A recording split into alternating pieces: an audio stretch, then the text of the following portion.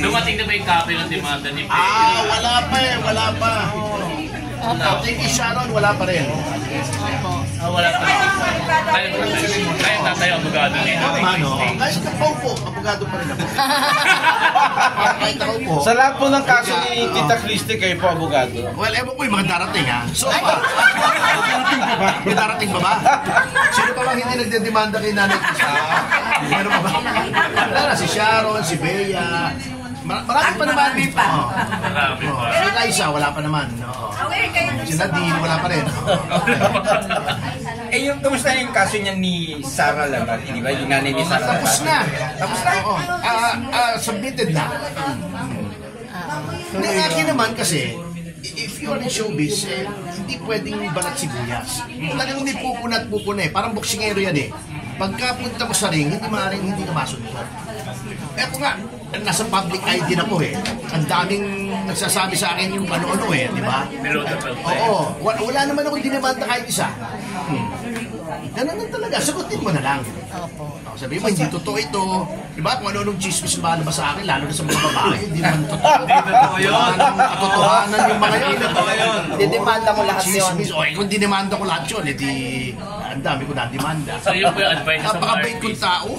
So kayang ilaban yung Pero babae, nabagsak pa na ng palataya ko yan, mga kapatid. Attorney, sa malakas po ang laban niyo ng papadali si Tita Christy. Hindi ko pa alam, hindi ko pa nababase. Wala pa po. Wala pa sa amin, bali-balita lang. Pag nakita ko, sasabihin ko sa inyo kung makukulong o hindi si Nanay Christy.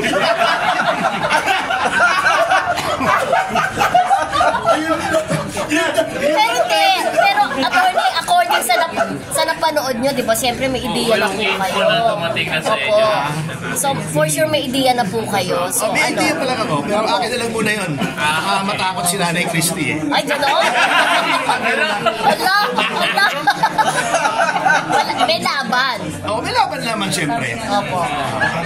Lahat naman may laban eh. Ang question lang doon kung mananalo, matatalo sa laban. Attorney, kanina parang nagbigay ka ng advice sa mga artista, dapat hindi sila sensitive, public figures. Ano naman ang advice mo sa media na para safe, maiwasan para safe po. Para maiwasan. Alam naman natin lahat ng batas eh, di ba? Iba yung standard pagka ikaw ay ikaw ay isang celebrity o ikaw ay isang public figure. Yung mga puna sa'yo ay fair commentary yun. Huwag lang may reckless disregard for the truth. Iba kasi pagka private person, under the law, parang nagle-lecture ako sa law school nito eh, malice is always presumed pag private person. Pag public figure ka, you have to prove malice yung nagdedemanda, na may mali siya, na hindi para ikaw ay siraan, kundi fair commentary. Yung tungkol kay Bea, sa tingin ko, without prejudging the case, hindi naman si Nanay Christy ang nagsiwalat noong mga sinasabi sa kanya. Nagkomento lamang siya. That, to me, is fair commentary.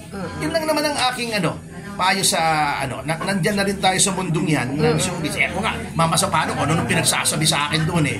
May tarantadong si critic, si Goldwyn, ano nung sinasabi. Buti hindi kami nagharap doon sa awarding at busy ako. Goldwyn review. Piniti ko yung ilong ng hindot na yun mali naman siya. Di ba may 5 awards? Ganun talaga. You have to take it in stride. Si Tita Christy ba, attorney pro bono or ito naman si Jessie, alis na sa tabi ko. Ano kasi sikat niyan, ihat mahihain mo.